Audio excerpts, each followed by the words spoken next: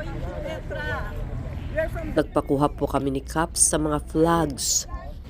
Ganun na rin ang aming mga kasama. At ito po ang kapaligiran ng Petra. Po nang makikita natin dito ay naglalakihang bato. Naglalakad sa gitna ng init ng araw. Na may malamig na simoy ng hangin. Ganda, Yung mga bato ay ginagawang bahay. May mga hukay po sila. Bakit may mga butas yung bato? They are all tombs, burial places, Tomb. where they bury the dead bodies. Doon pala nililibing ang kanilang mga dead bodies. And you know that, but actually also we noticed just to the left side, those blocks. Diyan. What the jinn? The jinni! This is not man-made. But actually when we look to the shape of those, till this moment we don't know what they are. We believe they were using for them as a worshipping of God.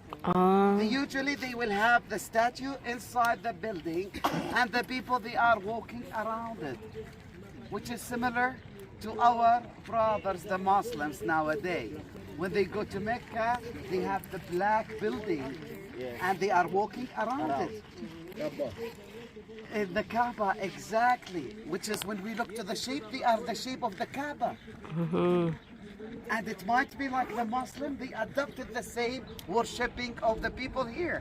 Because we see the Nabatians, the people here, they are from them the descendants, it's the Arabs and the Muslims. Okay, so this is the one.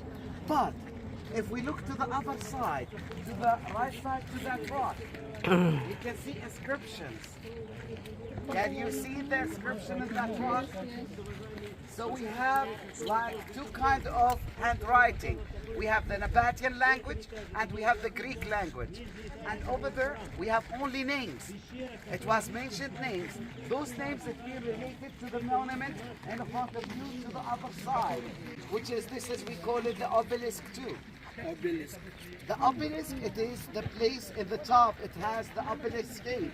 You've been to Egypt. In Egypt, this is one of their own decoration, and they call it nefesh. Nefesh, the soul of the bodies. So each obelisk will present one person. Look up there. Yung mga apat na parang pyramid. It means One four person. persons be buried in that burial place. Apat na And that's tao daw why ang in the nakalibing. inscription, we have 4 names. So the names mentioned there, it's related to the tomb in the other side. So this is the Nakapalibot po sa amin ay puro bato. Ito ay kasama doon sa 8 wonders of the world. Kasama yung pyramid. Ayan, sobrang daming mga bato na ang lalaki. Hindi mo maipaliwanag kung ano yung mga batong ito. Pero maa-amaze ka kasi talagang parang hinati siya na may daanan. Okay. Mula dito hanggang sa treasury, sama-sama muna tayo para makinig sa kanya. Sayang kasi i-explain sa atin. Pagdating sa treasury, kanya-kanya na tayo. Pwede na kayo mag-picture taking ano. From that area where it is the flat, over there we have a water dam. This water dam, it was built by our government in 1964. After the accident happened here in 1963, with the French group, they were 24 persons, and suddenly it does rain in the mountains, and suddenly a flash flood happened here. So they were inside the canyon here, and when the water comes there, it was washing them, and the 24 persons were killed in that accident. But you know, after that, it is prepared just to do like a protection for the side. We have the water dam, then we have a tunnel in the other side. It means this tunnel just to let the water just to go behind the mountains. It will not enter to the side here. Sometimes it will be 3 or 4 times. So this last December we had the flash flood here. It is afternoon. This afternoon it seems like it's clear unless if Abuna will pray for a flash flood. we do not. So mainly it is very safe even when it does rain. We have our rangers, which will lead you to evacuate the site without letting any people to have any problems or any accident.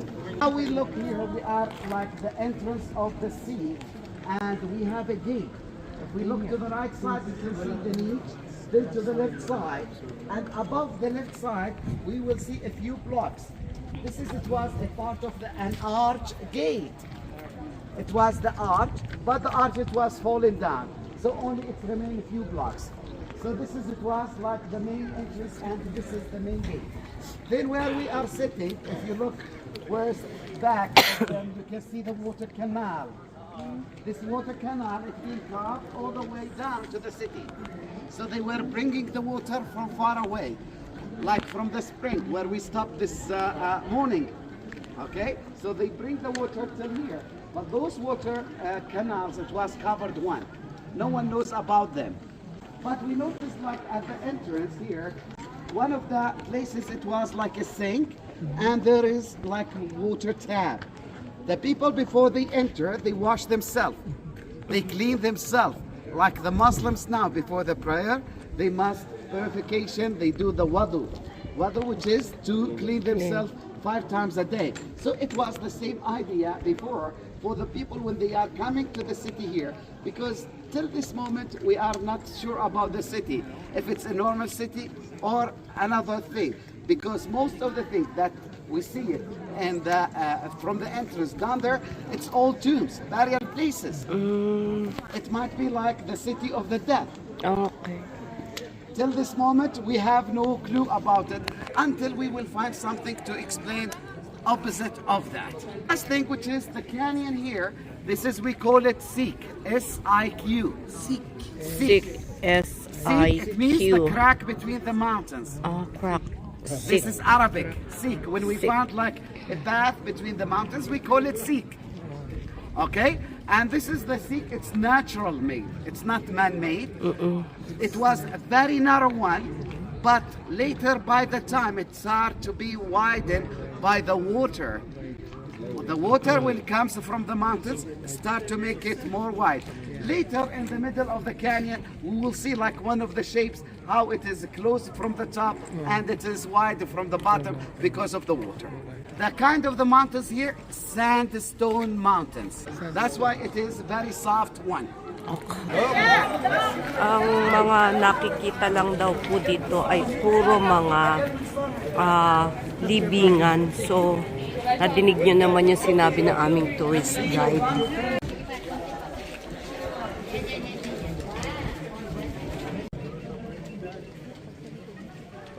Pagod. Haba lakad.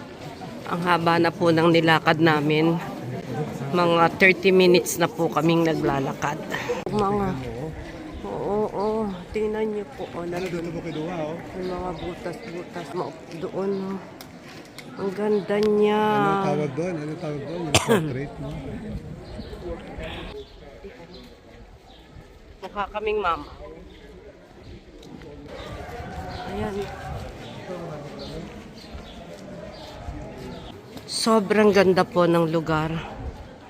At papaliit yung aming dinadaanan. O ayan. Hindi ko alam kung anong lugar ito talagang. Petra. Petra, ito ay Petra. At yung gitna, nakakatuwa. Merong nilalakaran yung tao.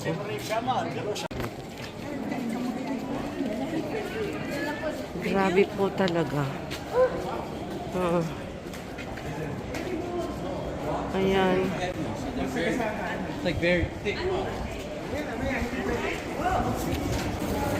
Pwede naman pong sumakay. Okay. Ganda. Tingnan nyo yung mga butas daw na ito. Ginagawa daw po yung libingan. Puro lang daw po ang nakita dito. Mga taong nakalibing. No, ito daw ay City of Dead.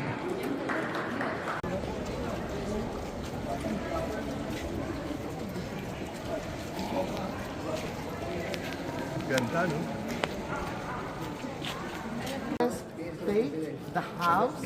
Sagawa daw po dito ng mas at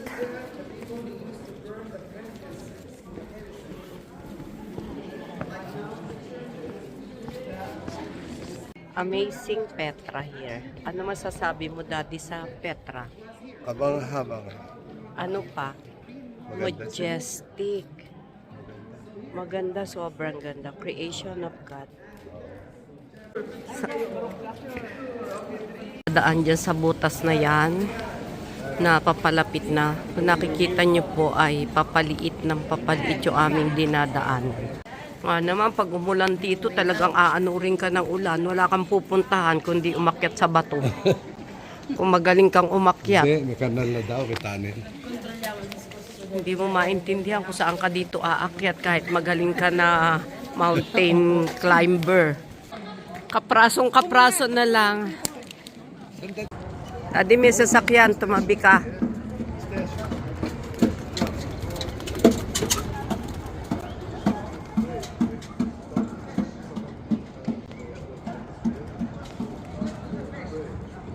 At medyo napapagod na po kami ni Kaptoon, kaya naiwan na po kami. Yung ibang kasama namin ay nandoon na sa dulong-dulo, guys.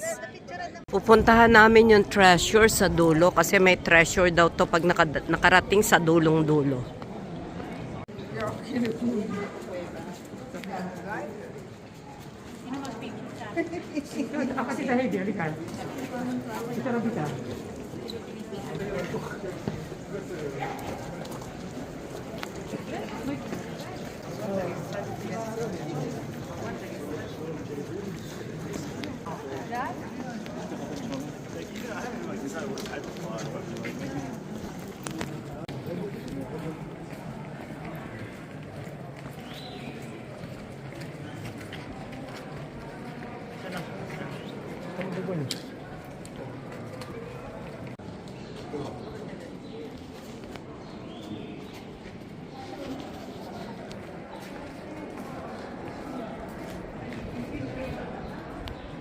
Po, ang ganda ng paligid. Talagang maa-amaze ka kung paano na form ito. Diba? Para kang yung creation ni Lord. Oh, talagang maa-amaze ka. Hindi na nga po kami makalakad pero nakakatuwa naman. Lumiliit na po yung daanan. Ito yung treasure niya talaga. Kakaiba siya. Ito yung pinakadulo nung nilalakad namin. Petra. Ng Petra. My own theory. My own theory, it said like those people, they were smart and they were like engineers. So they were showing us like the 3D of a temple. How? If we cover the upper part where we have the statues, then we can see only the full pediment with the columns. It's similar to be like the entrance to any Greek temples. Then when we look to the upper part, we have the broken pediment up there. If we imagine that the upper part, we pull it to the back and down. So the broken pediment, it will be the back side of the temple. The statues facing us, they will be in the Holy of the Holies. Then we have the two aisles of columns. In between we have statues. Like when you enter to a temple, you will see the main statues in front of you and a lot of other auxiliary ones to the left and to the right. Okay? So this is one of the theories. It might be a temple. But recently we have a Jordanian archaeological, he decided just the Bedouins. What's that? So the local people, they say this is the treasury. Then they ask them, the treasury of who? Then they say this is the pharaohs of Egypt treasury. Then they were wondering, where is the treasure? So they were pointing to everyone to look to the top. In the middle we have like small jar. You see the small jar? They said all the treasure it's hidden there.